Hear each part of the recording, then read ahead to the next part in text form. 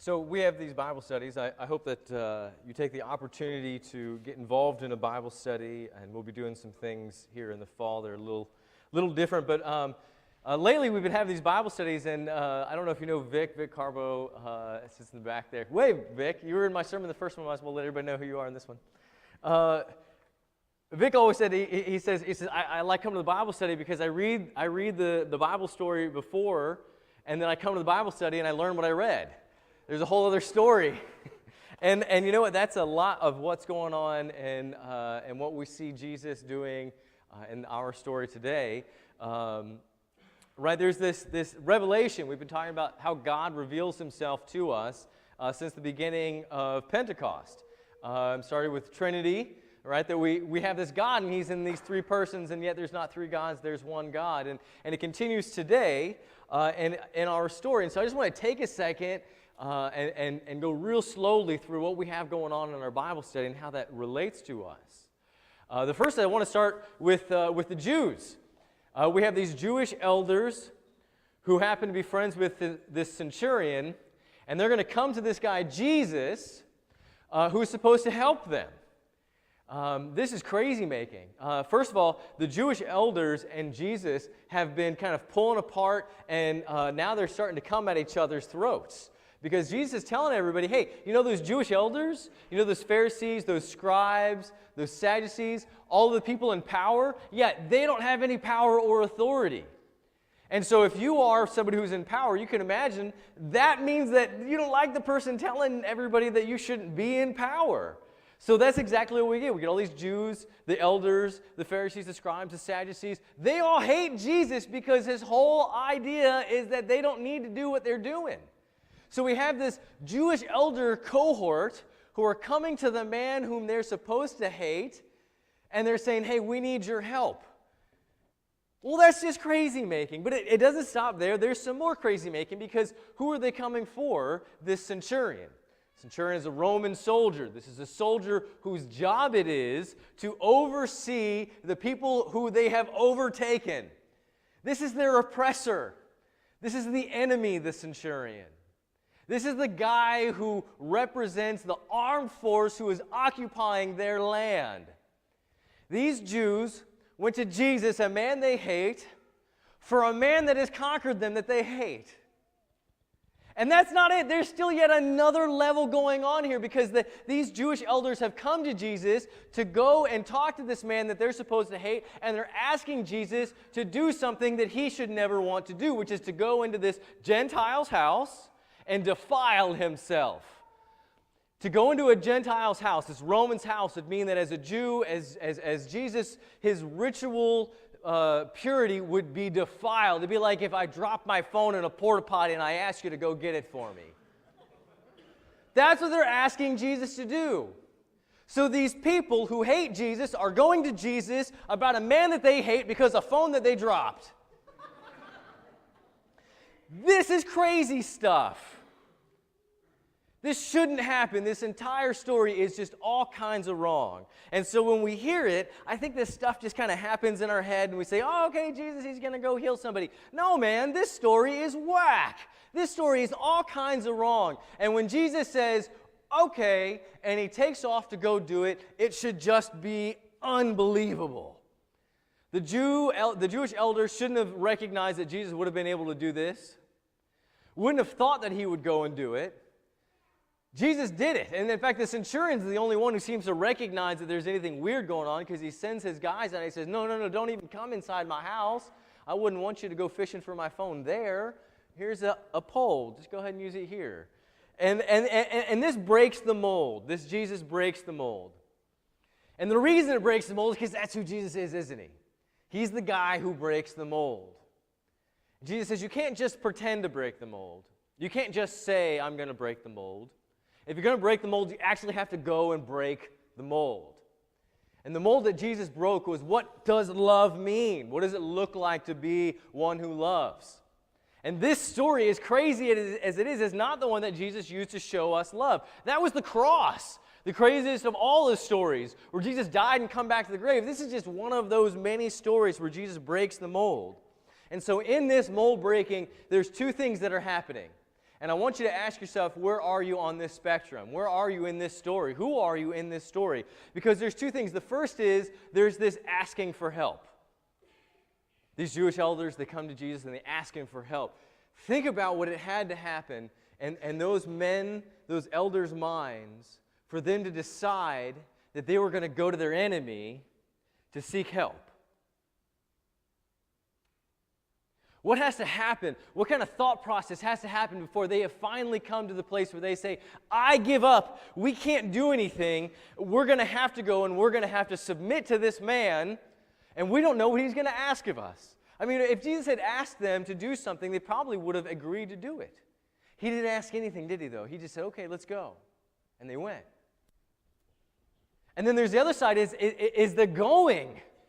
Jesus actually went. He probably could have said, rightly said, no, I'm not going to have anything to do with this. Some centurion? No. We don't play with that. We don't play with those people. Those are the evil ones, right? Those are the oppressors. Those are the ones that the zealots want to overthrow. And the Jewish elders probably would have said, okay, yeah, you're right. It was wrong of us to ask you to sacrifice yourself, your time, your ritual purity, to go and have anything to do with this centurion. But he did. Jesus went. And I want you to take a second. I want you to recognize in our life that we're kind of on both sides of this coin, back and forth and back and forth. That we do things in this church at Crossroad, and the idea for doing these things isn't just because we feel like, hey, you know what, we need to fill our days with stuff. Right? Why do we have a VBS? Let's talk about VBS. The girls, they already left because they were here this morning. But we've got a whole troop, and maybe you're a part of that, of helping in the VBS. About coming and staying and hanging out with the kids, or maybe setting stuff up in the kitchen, or decorating, or there's all kinds of planning, there's music, there's games. Why in the world would we bother doing any of that? We don't charge people who come to do this. It's not like we're going to make a profit from VBS. In fact, we're going to run a deficit. We're going to ask people to come and give themselves, submit their time, sacrifice of themselves for a whole week to go and play with screaming kids. That's silly. That's stupid. Let's just be honest. Why would we do that? The second Sunday of every month, we're going to Habitat for Humanity to build houses for people who we could call entitled. There's conversations that happen in our world all the time where we talk about people who are working the system. We go to the soup kitchen the last Saturday of every month. You know what you're going to have when you go to the soup kitchen? People working the system. Why in the world do we do this? Why in the world do we do this? Is it because I think you don't have enough to do on Saturdays?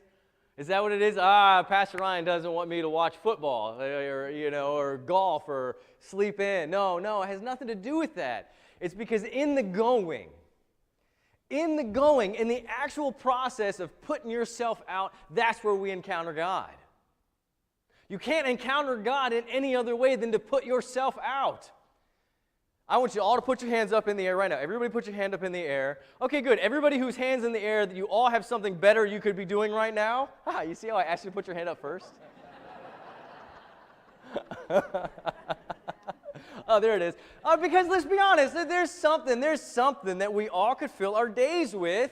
Our Sunday mornings could be filled with other things. My favorite, and I didn't use this, is our music director, Brooks. Yeah, do you know that Brooks was playing death metal all last night? Did you know that about him? I keep asking him. I said, when are you going to put the eyeliner on, man? When are you going to do that? No, he doesn't wear the eyeliner. No, it was a gig, right? He's a musician. He picked up a gig. I tell you right now, he would much rather be in a bed. That's the reality. That's the world. And we can all come up with that. We can all say those things. There's stuff that happens in our life, and then when the church says, hey, can you fill in the blank, whatever that happens to be, and we look at it and we can go, no, I don't want to do that. But that's how we encounter God. Right? Those Jewish elders who decided that they were going to put away all their pride and go and ask a man who everybody around them hated to come and perform a miracle for them. They literally encountered God when they decided that they were going to submit and do what was needed to be done. And that centurion, he finally encountered God. Why? Because Jesus decided he was going to go. And it wasn't going to be easy, and it could have been a big problem in his life, but he went anyway, and there that centurion encountered God. That the things that we do as a church, we don't just do because we feel like, hey, you don't have enough things to do in your life. I think we all recognize we've got lots going on in our life. The reason we have Bible studies isn't because I think that maybe, hey, you need to, I don't know, learn how to read really old names and places like that, or maybe Todd needs a friend, and he's got to have somebody, right? The goal of Bible studies is to give another opportunity to be the church together, but it's also to get to know God, to give another opportunity to encounter God. That in the giving, in the sacrificing, in the submitting, that's where we encounter God.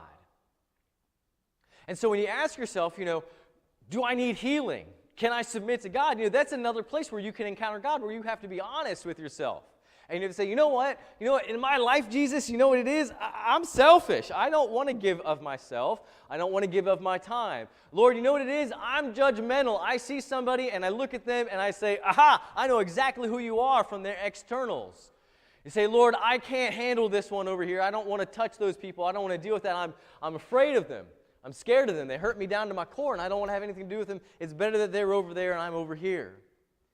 But somehow in that interaction, when you finally break down and you say, you know what, I need some Jesus in my life, there he is. And now that you've met him, you can recognize in your weakness, not weakness, but strength. And from your weakness, you can go from that place of weakness, which is God's strength, out in the world to share God's strength. And so there ends up being no opportunity, whether from your weakness or whether from your endeavors, that you don't encounter God unless it is you don't go with God. Because we can do that too, right? We all can do that. If you're a new Christian, if you're just coming to your faith, if you're just learning how to live out your life, Monday through Saturday might not look any different than Sunday. We've all been there. Most of us anyway. I think every Lotzi has always been a Lutheran since there was always Lutherans. Is that right? Yeah? Right? Okay, but unless you're a Lotzi, the rest of us have to struggle with our faith. That our Monday through Saturday doesn't always look like our Sunday. And there it is. As soon as we can recognize that, then not only do we get the blessings of having God in our life, but then we get to go and we get to be the blessings.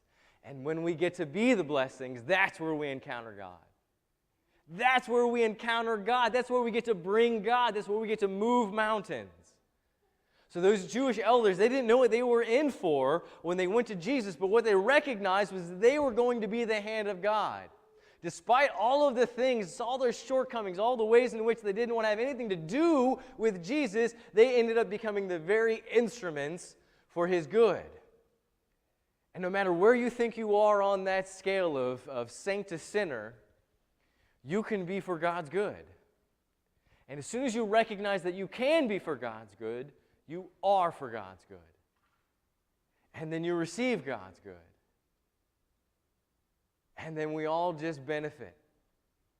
And then we cease to be just people going through the motions Monday through Saturday.